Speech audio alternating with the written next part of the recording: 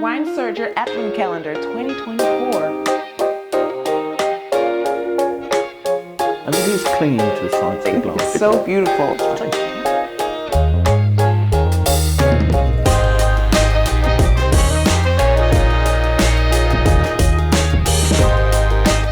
Hey guys, welcome back to day 16 of Wine Surger Advent Calendar 2024, Wines of the Americas. Day 16.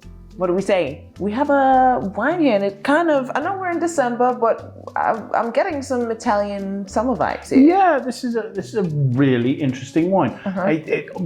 Pretty much unique in California. This is Annia from Massican, the producer. It's 2023 vintage of that. This wine is the brainchild of somebody called Dan Petroski, who wanted to make an Italian style wine. He wanted, and Annia is his mother's name. He wanted to make a wine that his mum would like and that she'd go out and buy. I love that. So he managed to track down some grape varieties growing in California that nobody else has got. So this is a wine that's predominantly a grape variety called Friulano, a little over 40% of that, along with Ribolla Gialla, another. It's a grape variety you find sort of in northern Italy and a little bit in Slovenia, and then the balance about 20% of Chardonnay. So two varieties with the Friulano and the Ribolla that you just don't see elsewhere in the United States.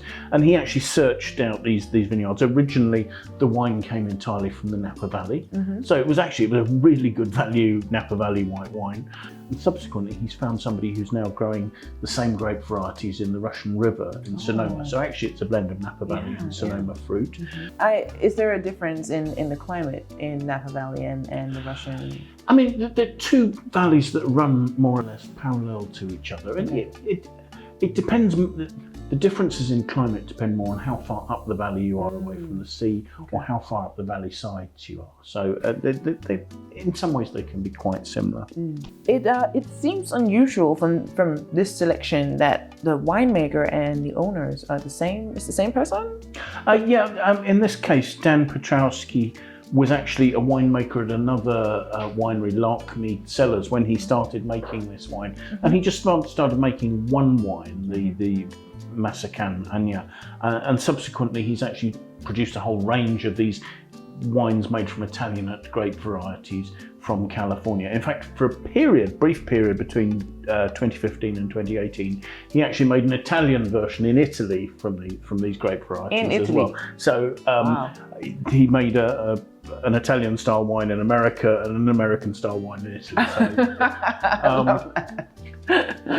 So, I mean, it's a relatively straightforward wine in the way it's made, but it's given a little extra complexity by the fact that it ages for 6 months in old oak barrels, and that just sort of helps to fill it out, give it a bit more richness, a bit more roundness, probably make it more stable and help it age a bit if it wanted to. Well, David, how about we have a little taste of summer, I perhaps? think that would be a good idea. Let's have a look at this. Let's have a look. So we've got a wine here that's a pale to medium yellow colour. The alcohol, what did it say? The alcohol is 12.4%. 12.4%, so not particularly high. I mean, so I'm expecting quite a light, fresh wine.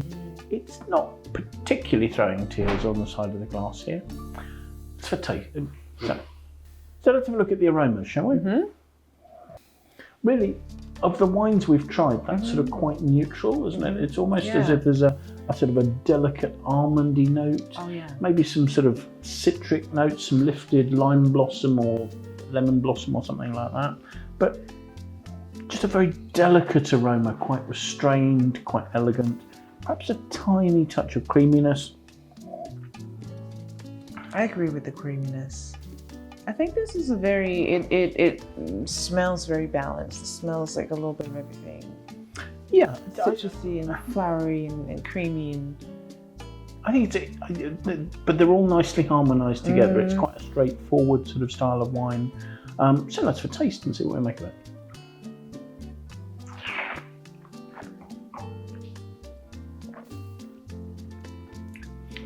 That's quite fresh and crisp and dry.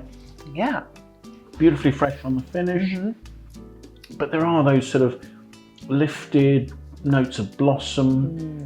There's a a citric, almost mineral note on the finish. It's quite light-bodied. I find this very easy to drink. Yeah, it's light. It's light. Delicate, attractive, elegant. It'd be a lovely wine with a salad for lunch and sitting in the sun. So it says in the booklet that the drinking window is from 22 till 2030. How do you think this will it change at all? Do you think it will change? And if so, how? I think the wine has good acidity, which will give it the ability to age. It will round out, it'll smooth out a bit. I'm not sure that I would actually keep it until 2030. I think it's a wine that's probably best enjoyed while it's young and it's fresh. It's got those beautiful lifted floral notes, and I think it's sort of mineral intensity means that it will age quite nicely, but I don't really see that there's a lot to gain from that, to be honest. I'm just looking at the price, and it's only $32, which seems like a really good price for wine that sort of takes you to Italy.